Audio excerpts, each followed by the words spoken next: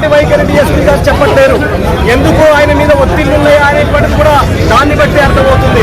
ఎవరైతే ఫిర్యాదుదారుడు 8 మంది మా పైన దాడి చేశారు, హత్య చేశారు, మా మీద తాకరాని చోట్ల తాకారు, మా వాళ్ళను భూములేసి కొట్టారని చెప్పేసి ఫిర్యాదు చేస్తే ఆ 8 మందిని పట్టుకరా నువ్వు ఫస్ట్. ఆ పట్టుకొస్తానికి నీకు వచ్చిన ఆటంకం ఏంటి అంటే చెప్పరు. పట్టుకొస్తా అంటారు తప్ప ఎప్పుడు పట్టుకొస్తా అనేటువంటి విషయం మాత్రం చెప్పలేదు ఆయన. రెండో విషయం సంబంధించింది హత్య జరిగిన తర్వాత కూడా అటెంప్ట్ మర్డర్ ఉండదు. హత్య జరిగితే మర్డర్ కేసే ఉంటుంది పక్క.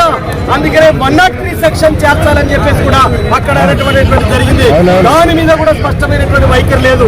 ఇక్కడ మల్లు రవి గారు దళిత బిడ్డగా ఎంపీగా ఉన్నాడు, నేను మాట్లాడుతున్నాను.